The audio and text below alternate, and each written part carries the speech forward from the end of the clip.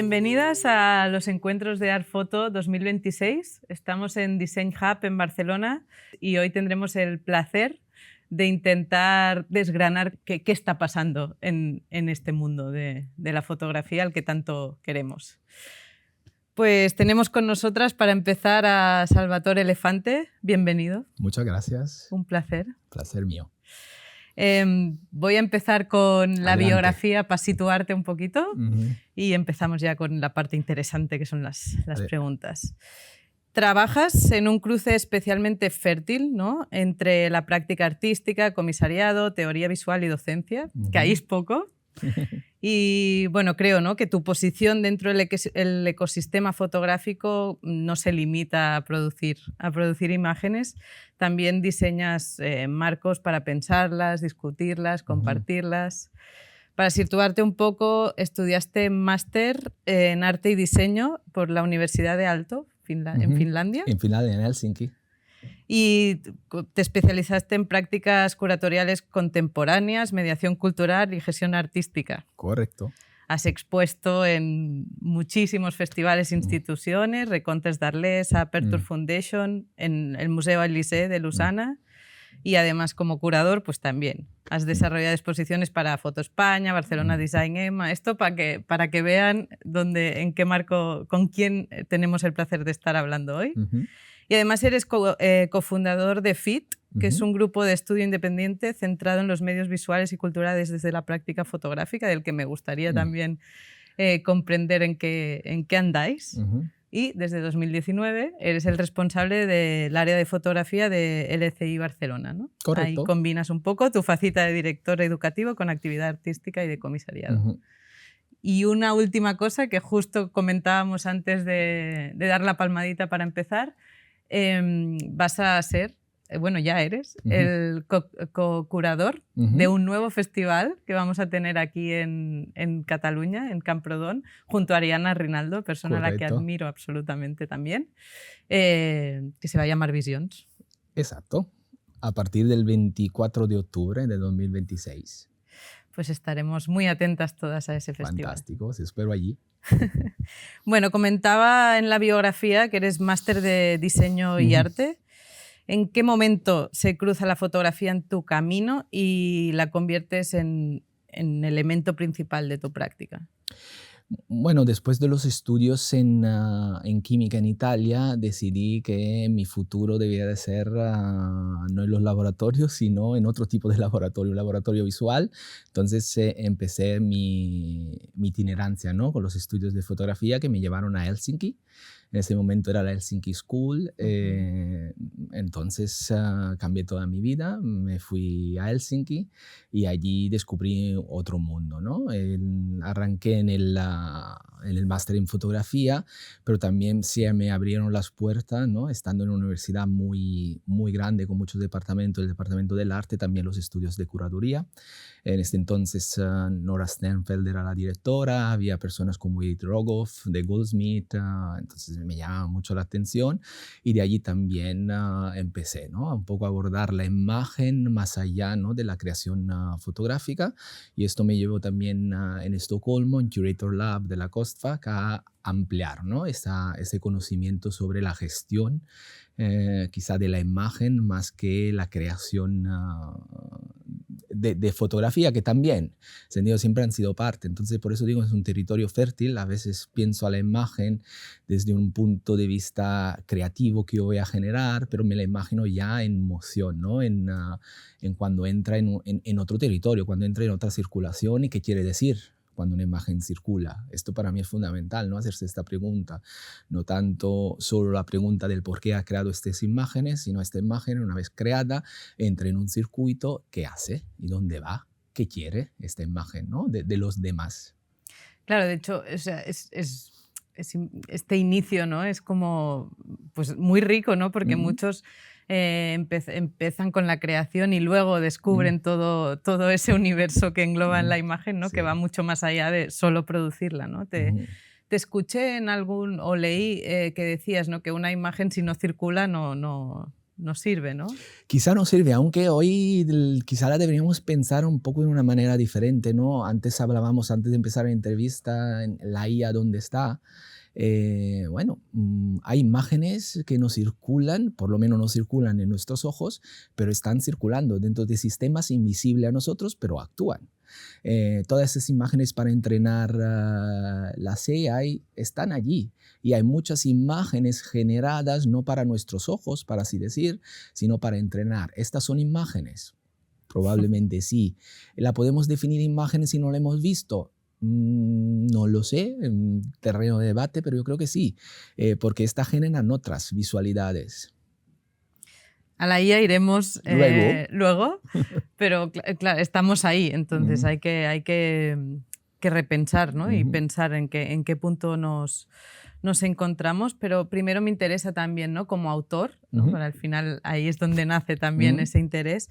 ¿A qué temas te ha gustado mirar, profundizar y en qué temas estás ahora?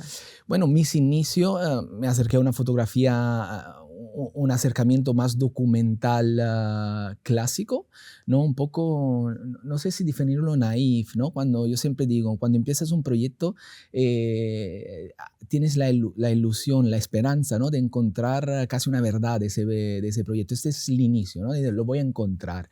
Pero a medida que vas avanzando, descubres que no lo encuentras, no está allí y piensas que te acerques, pero cuando llegas al punto, todo se desliza entre las manos.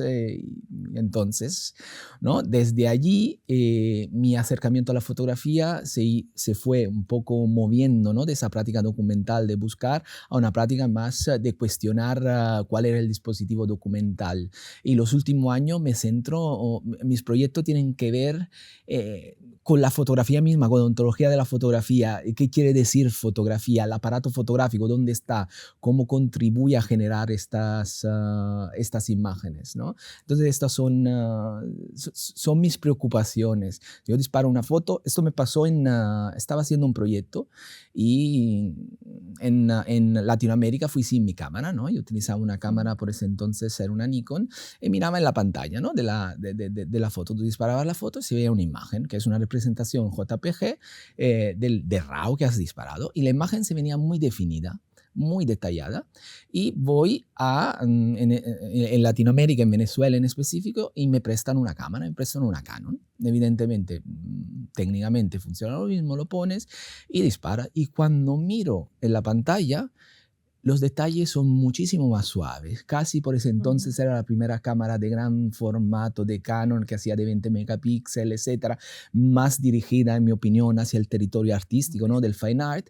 Y esto conllevaba también una fotografía no tan definida, ¿no? Como la Nikon, que todavía estaba en esa práctica deportiva de fotoperiodismo donde el detalle hacía. Entonces, esto me abrió un mundo, ¿no? Es decir, yo tomo decisiones también en base a lo que veo en esa pantallita, y esa pantallita de dos marcas diferentes que no tienen nada que ver, pero con dos objetivos completamente diferentes en cuanto al mercado a donde se dirigen, actúan en mí. Entonces, ¿qué más lo hace? De allí empezó toda mi reflexión sobre el medio, el aparato fotográfico como centro de mis proyectos. Claro, me parece muy interesante esto, ¿no? De que al principio esa búsqueda de la verdad, que al final, que es la verdad, ¿no? Bueno, podríamos teorizar mucho sobre eso. Y ahora me da la sensación que estás en proyectos que al final abren preguntas o intenta... Sí, abren preguntas sobre el medio que utilizamos, sobre el dispositivo que utilizamos,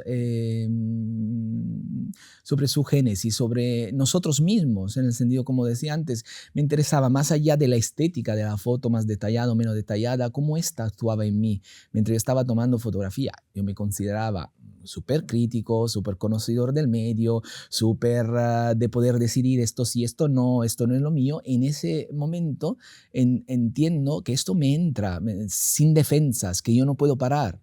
Entonces, estas son las cuestiones que hoy me interesan mucho, ¿no? Otra vez, perdona revolver a la IA. Tenemos la IA en las cámaras. Veo que vamos a meter la IA. Si disparamos una Claro. foto, está actuando. Sí, ¿Cuántas veces me sorprendo cuando tomas una foto con iPhone y la tomas con baja luz, en condiciones pésimas, que sabe que esta foto no tiene que salir, el iPhone piensa 2 segundos y sale una foto nítida, detallada, con un sujeto inmóvil. Y tú sabes que esa se ha tenido que tomar a medio segundo de exposición y dice, ¿cómo que en el móvil? Y estas preguntas son las que a mí me interesan.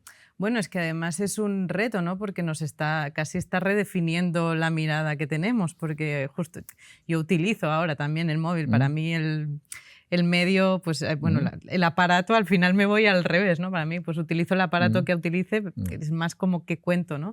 Pero es verdad que me doy cuenta que con el iPhone, por ejemplo, o con un móvil con una cámara buena, te está redefiniendo cómo tú quieres mirar, porque te está reinterpretando esa mirada. Absolutamente, y como esto se funda con nosotros, en el sentido, yo creo, también soy muy poco, ¿cómo decir?, respetuosos de los aparatos. Una vez leí un ensayo que me encantó, de un filósofo italiano que se llama Giorgio Agamben, que escribió un libro, Profanaciones, que tenía que ver con otras cosas, ¿no?, el dispositivo fotográfico. Pero me interesó esta palabra, ¿no?, de profanar, que él hacía descender, ¿no?, del latino. El profanar era un espacio religioso que se le quitaba, ¿no?, este aura religiosa, y se devolvía al pueblo, al ciudadano normal, ¿no? Entonces, ese concepto de profanar el dispositivo es algo que está muy presente, ¿no?, en mi búsqueda. ¿Qué quiere decir profanar para mí el dispositivo? Un poco quitar ese aura religiosa de los aparatos y restituir esta imagen a un público, quizá sin empordiosarla, si es la palabra, porque esto también es fundamental. A veces nos tenemos que preguntar no qué puede hacer la fotografía, sino qué no puede hacer la fotografía, porque es fundamental estos límites. A veces usamos la imagen como que todo lo puede y no es así. ¿Y qué no puede hacer la fotografía? Muchas que no puede hacer muchas cosas. A veces la fotografía no puede hacer estas revoluciones sin los contextos. La fotografía a veces no nos puede cambiar de posicionamiento si no está en un contexto. La fotografía no nos puede contar la verdad de una persona. La fotografía no puede documentar objetivamente cualquier evento. La fotografía no puede hacer muchas cosas. Tiene sus límites, como todos medios, y a veces cuando lo usas pasas estos límites, ¿no? Los borras un poco de la visión, y yo creo que deben siempre de llamarnos la atención. ¿Cuál es el límite? ¿Qué no puede hacer? Porque igual, más que tomar una foto, hay que hacer un discurso. Igual hay que dejar la cámara y hay que sentarse a tomar el café con una persona, y esto es más productivo que tomar esa imagen, ¿no? Y entiendo que tú te has relacionado con la fotografía siempre como espacio de pensamiento. Siempre para mí ha sido un espacio de pensamiento al inicio, ¿no? Cuando empiezo a estudiar fotografía, más un espacio afirmativo, donde voy a buscar afirmación, voy a buscar casi certezas, ¿no?, de mi análisis, de lo que veo, de lo que me circunda, y uso el medio fotográfico, o intento al inicio utilizar ese medio fotográfico como, bueno, vamos a ver, ¿no?, dónde están, no tanto estas verdades, pero los engranajes. Y ahora no me interesa más eso, ¿no? Me interesa más mi relación con las imágenes, mi relación con los medios, la relación de las otras personas con las imágenes, más allá si la historia que está contando la imagen es ese objetivo que tenía. Me interesa menos.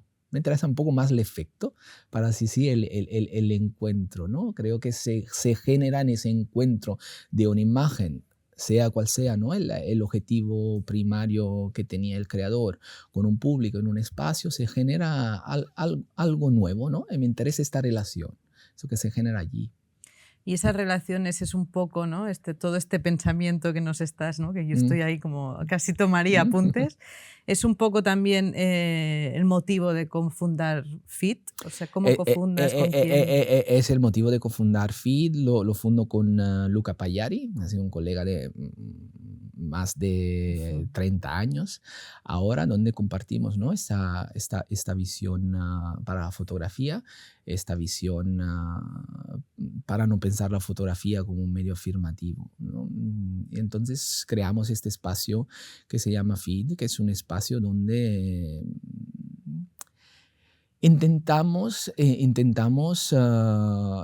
trabajar con la imagen, pero no desde, ¿cómo decir?, en abrir discurso, ¿no? Por ejemplo, hemos investigado eh, por más de 10 años la violencia, ¿no? ¿Qué quiere decir Ujú. la representación de la violencia? ¿Cómo se puede representar?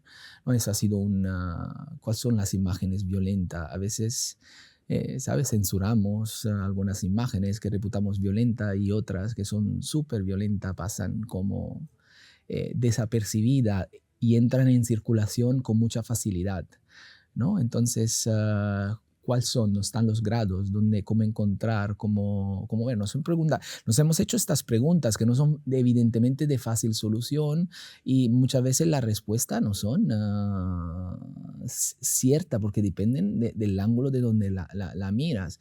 Y no obstante esto, nos parecen súper interesantes, ¿no? Entonces, Feed es un poco este lugar donde intentamos que haya varios ángulos de mirada sobre un tema, que de allí nazca un discurso, nazca una reflexión sobre el medio y el tema que estamos tratando. Bueno, a mí especialmente, ¿no? Como la representación de las imágenes sobre violencia, que Ujú, también desde el fotoperiodismo, la ujú, fotodocumental, ahora hay mucho debate también sobre ujú, eso, ¿no? De dónde está el límite, cómo está el límite, y más en un contexto donde está habiendo, ¿no?, el genocidio en Gaza. Y ahí yo hago una reflexión, no sé si mm, lo compartís desde ujú, FIT, en el que desde nuestro mundo acomodado y privilegiado consideramos, ¿no?, a veces mm, desde las mesas de edición, que no hay que seguir mostrando la violencia de una manera tan explícita, ujú, pero en Gaza, donde no han entrado prensa internacional, fotoperiodistas ujú, internacionales, son los locales los que nos ujú, están mostrando cómo quieren mostrar su Gaza, ujú, hemos recibido un bombardeo de imágenes a un nivel de violencia extremo, ¿no? Entonces, ¿cómo ujú. gestionamos eso? Eh, a ver, yo estoy de acuerdo en el sentido, a veces no hay creo que más que no hay una no hay. ¿Es eficaz, yo me preguntaría, enseñar la violencia para obtener lo que queremos? En ese contexto, el cese de la guerra, de cualquier guerra y de opresiones y de cualquier abuso, ¿no? Sobre otras Pero personas. también es el la necesidad de documentar crímenes, ¿no? Eso también, y eso está, y también sí, sí es necesario documentar crímenes, porque después un sistema todavía utiliza la imagen como documento para incriminar, y esto es totalmente otro discurso que quizá no tenemos que abrir aquí, Bueno, yo pero se lo abriría, pero el tiempo eh, eh, aprieta. el tiempo aprieta. Yo solo digo, cuando pensamos a violencia, por ejemplo, pensamos al mismo dispositivo, pensamos a cómo funciona, pensamos a cómo calcular la exposición, ¿no? Con ese 18% de grises hace una media, ¿la media de qué? Ujú. De cuándo, ¿no? Es muy famoso el caso de Polaroid. Cuando sale la Polaroid, hace foto, los blancos salen muy bien representados, exposición perfecta. Cuando le empiezan a fotografiar a personas que tienen negras, que tienen otro color Sí, de sí. piel, la cámara no funciona tan bien. La tienen que retarar, reajustar. Una simple cámara, ¿no?, que utilizamos, que sirve para documentar, dentro de sí misma tiene inscritos algunos códigos que quizás si lo pondríamos en la mesa, mm, los tacharíamos de violento. ¿Podría existir otra manera? No sé si podría existir otra manera de fotografía, otro dispositivo funcionaría igual de bien. Pero más allá de esto, yo creo que vale la pena ponerlo en las mesas. Totalmente. De hecho, este racismo Mm, que decías, ¿no?, en mm, el sentido de las cámaras Polaroid también existe, ¿no?, ya que hemos abierto el melón de la mm, inteligencia artificial claro. en la creación de imágenes en inteligencia artificial. Existe, seguirá existiendo, la inteligencia artificial se nutre, ¿no?, de lo que generamos, de los datos que damos y no podemos negar, ¿no?, que la sociedad es un problema, el racismo existe y es vigente, a veces lo enmascaramos, a veces lo escondemos, pero a veces las imágenes van más allá, ¿no?, de estas palabras, como decía antes, se esconden dentro de imágenes aparentemente inocuas mecanismos y engranaje que no son para nada inocuos. Y esto cuando entran en otro engranaje más grande, a veces incluso invisible, que no las vemos estas imágenes, sí que se generan. De todas maneras, yo tampoco creo en la criminalización, ¿no?, Ujú. de esta tecnología. Yo creo que es parte integrante de nuestra manera de crear imágenes. En el sentido, gritar a no, porque es racista la IA, deberíamos de quitar la fotografía del medio, ¿no? Nace como casi medio utilizado, ¿no? Vertillonaje, no llegamos en la historia, ¿no? Galtung, la eugenética, hemos utilizado el medio para fines muy malos. Entonces... a veces intencionadamente y a veces con el análisis futuro lo estamos viendo. Exactamente, será lo mismo, pero también puede hacer cosas positivas el medio, ¿no? Entonces, yo creo que será lo mismo. Lo importante es abordarla siempre de manera crítica, ¿no? Allí viene un poco también la parte de la educación que también hemos hablado antes. ¿Cómo lo vamos a hacer? ¿Qué quiere decir? A veces escucho la IA, la introducimos al final porque hay que antes adquirir las bases. Yo creo que ya está. ¿Entendido? Mi pregunta es, ¿podemos pensar sin la IA? ¿Cuántas cosas buscamos en Google? El primer reseña, las primeras 5 líneas en un resumen de IA, de cualquier tema, ¿eh? Y que quieras o no, lo lees, sale en primera página de búsqueda de Google, que es, no lo sé, el antropoceno, buscas allí y te lo lees, Sí. y esto es una síntesis de... Y después vamos informados con esa información, y después vamos a crear un proyecto, y después vamos a... Entonces, ese proyecto, ¿cuánto no está informado de la IA? No lo sé, me interesa poco, es el límite, cuando me interesa muchísimo más la integración, ¿no?, de ese medio dentro de nuestro landscape audiovisual, medial, de los medios que utilizamos, de este panorama. Bueno, ahora me da la sensación también que ahora la IA nos domina, o lo veo en muchos campos y yo doy clases y en los alumnos lo veo, porque la IA domina el pensamiento de muchos de ellos, porque ya no procesan casi, y creo que tal vez debemos aprender a dominarla nosotras, ¿no? A poder utilizarla sin que estos discursos sean tan homogéneos como están siendo ahora mismo. Estoy de acuerdo, es como volver un poco a lo que te decía antes, ¿no? Cuando tomaba esa foto con Canon que te decía cuánto esto me afecta en mi judgment, en mi juicio. Entonces me haría la misma pregunta, ¿no? ¿Cuánto la IA me afecta en mi juicio? El tema no es utilizarla, sino hacerse la pregunta, ¿no? Incluso cuántos estos medios contribuyen a generarnos como personas lo que somos. Esta pregunta es fundamental que la hagamos. La respuesta quizá no es lo importante, pero el proceso, ¿no? La relación, en cómo nos relacionamos, en cómo dialogamos, es lo fundamental. Y yo creo que esto hay que hacerlo desde el inicio. Esto no es parte desvinculante, es de parte integrante de la formación hacia una visualidad contemporánea. No la podemos extirpar, y querer extirparla tampoco me parece correcto, porque es como digo, vale, cogemos no sé, me gustan mucho los perfumes, cogemos cada ingrediente por separado, cada uno huele de una manera, pero cuando lo pones juntos hay una magia, ¿no? Hay un encuentro allí que crea cosas a veces sorprendentes. Es lo mismo, no podemos separar los ingredientes que forman la visualidad, porque cuando se encuentran, cuando dialogan entre ellos, crean un algo que puede ser sorprendente. Yo creo que allí hay que abordarla, en el sentido como un todo uno con el medio que, como decías tú antes, amamos, ¿no? Que es la imagen. Y vamos a la docencia, ¿no? Sí. Que también es una parte muy importante de tu trayectoria, seguramente ahora mismo casi es la que atraviesa la mayor parte de tu tiempo. Sí. Decía antes, ¿no? Eres el responsable de fotografía del ECI Barcelona. Sí. ¿Qué carencias y qué posibilidades ves en la formación fotográfica actual?